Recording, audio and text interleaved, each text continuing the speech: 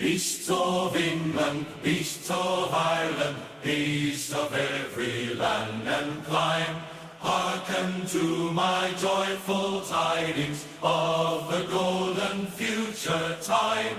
Soon or late the day is coming, tyrant man shall be overthrown, and the fruitful fields of England shall be trod by beasts.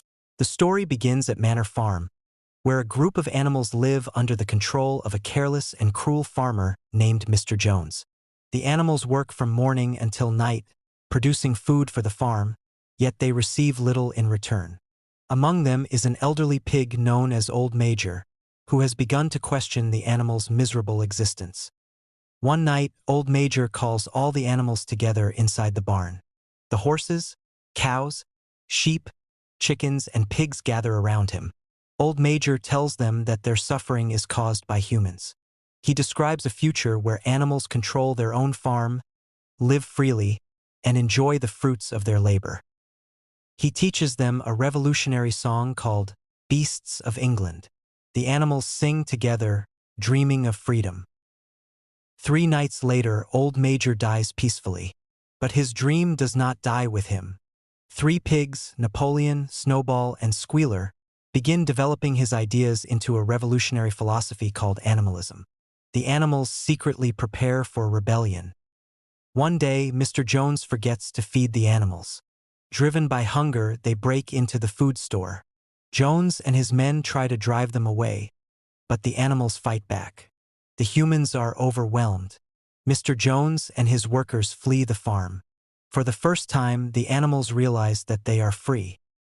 The animals celebrate their victory. They rename the property Animal Farm. Snowball paints 7 commandments on the barn wall, including the famous principle: all animals are equal.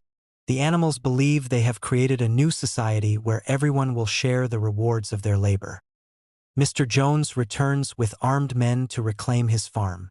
Snowball organizes the animals into a defensive army. The animals fight bravely and defeat the humans. The victory becomes known as the Battle of the Cowshed. Snowball is praised as a hero, but Napoleon quietly begins building his own power. Snowball and Napoleon increasingly disagree about the future of Animal Farm. Snowball proposes building a windmill that could generate electricity and make life easier. Napoleon opposes the idea. The animals are divided. During a meeting, Snowball passionately explains his plans. Suddenly, Napoleon gives a signal. 9 vicious dogs rush into the barn. Snowball barely escapes with his life. Napoleon declares that meetings and debates are no longer necessary. He becomes the unquestioned leader of Animal Farm. Squealer tells the animals that Napoleon is making difficult decisions for their benefit. Whenever the animals question him, Squealer uses confusing explanations to convince them that Napoleon is right. The dream of equality begins to disappear. Despite previously opposing the windmill, Napoleon suddenly announces that it will be built. The animals work harder than ever. The strongest worker is a loyal horse named Boxer. His motto becomes, "I will work harder." Whenever something goes wrong, Boxer simply works harder.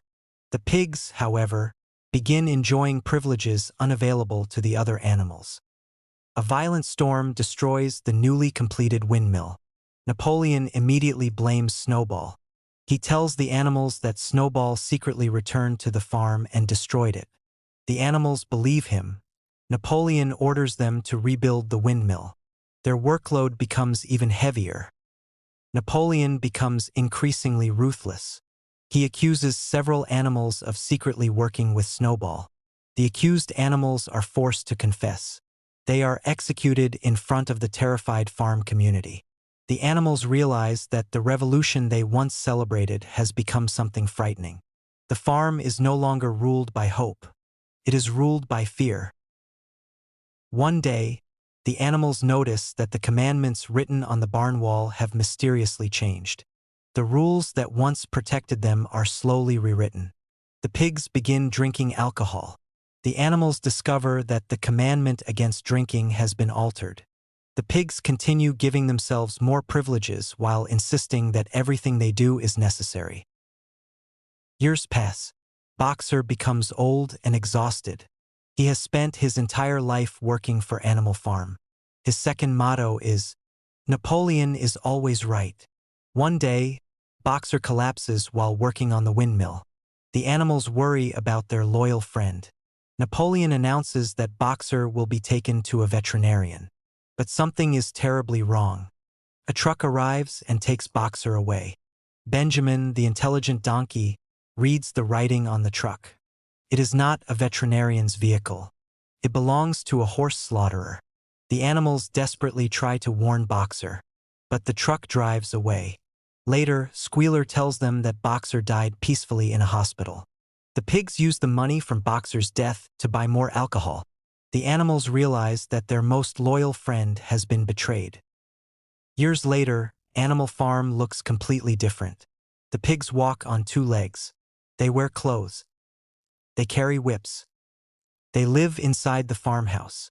The other animals stare in disbelief. The principles of the revolution have been completely destroyed. The sheep begin chanting a new slogan. For legs good, 2 legs better. The animals realize that the pigs have completely abandoned the ideals of the rebellion. The pigs now behave exactly like the humans they once hated. The animals look at the barn wall. Almost all the original commandments have disappeared. Only one remains. All animals are equal. But some animals are more equal than others. The animals finally understand what has happened. They did not create the equal society they dreamed of. They simply replaced one group of rulers with another. Inside the farmhouse, Napoleon and the other pigs invite neighboring human farmers to dinner. The pigs drink, laugh, and celebrate their success. Through the window, the animals watch in silence. They look at the pigs. Then they look at the humans. And suddenly, they can no longer tell the difference between them. The revolution has come full circle. Beasts of England, beasts of Ireland, beasts of every land and clime, hearken to my joyful tidings of the golden future time. Soon or late the day is coming, tyrant man shall be overthrown, and the fruitful fields of England shall be trod by beasts alone. Rain shall vanish from our noses, and the harness from our back. Bit and spur shall rust forever, cruel whips no more shall crack. Riches more than mind can picture, wheat and barley, oats and hay, clover, beans and manjo wurzels shall be ours upon that day. Bright will shine the fields of England, purer shall its waters be, sweeter yet shall blow its breezes on the day that sets us free. For that day we all must labor, though we die before it break. Cows and horses, geese and turkeys all must toil for freedom's sake. Beasts of England, beasts of Ireland, beasts of every land and clime, hearken well and spread my tidings of the golden future time. Soon or late the day is coming, tyrant man shall be overthrown, and the fruitful fields of England shall be trod by beasts alone.